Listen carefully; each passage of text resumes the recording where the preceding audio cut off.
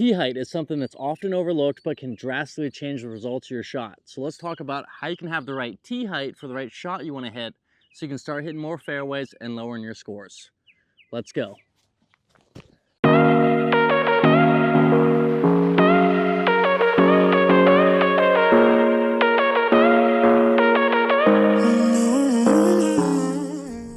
First, let's talk about tee height with clubs you definitely don't think about it for. Starting with the irons.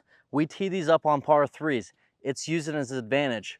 But if you do it wrong, like these last two are, you're gonna have yourself at a disadvantage. The iron is built for you to hit down into it. Golf's weird, you hit down in it for the ball to go up.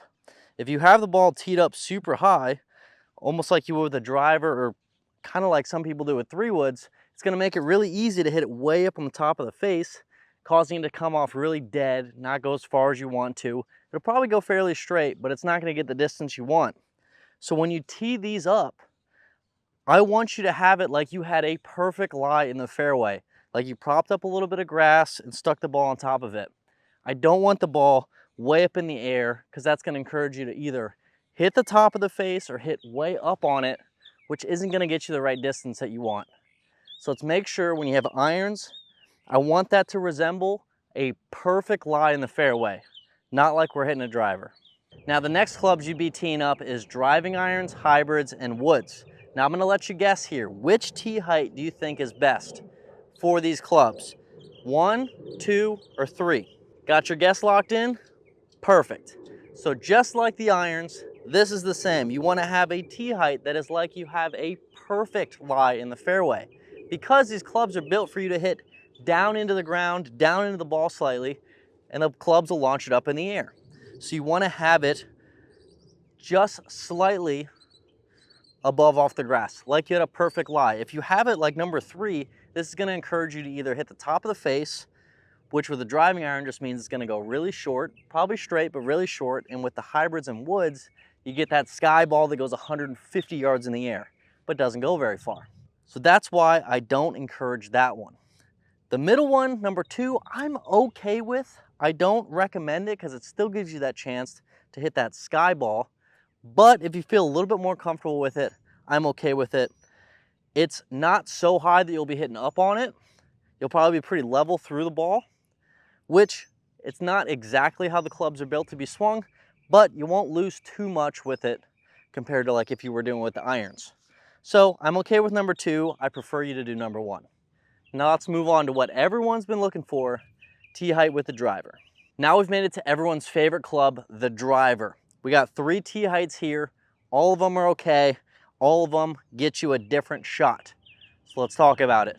If you step up to a hole that is super tight, it's probably not very long, but it's super tight. One of those you gotta find the fairway on. Go to tee height number 1. Nice and low, top of the ball's right around the top of the driver face. This is your control shot. Doesn't go as far, it launches a little lower. Yeah, it might roll out a little more, but in total it doesn't go as far. This is probably gonna get you a little bit of a cut. It's gonna come out a little flatter, a lot lower. You're gonna have a lot more control with it. You'll be able to stay on top of it a little better. This one is the control ball. If you wanna go more for the stock shot, you step up to a hole you feel fairly comfortable with. Number 2, the top of the driver face meets with the middle of the golf ball. Your stock shot, whether it's a draw or a fade, that's the tee height you go with.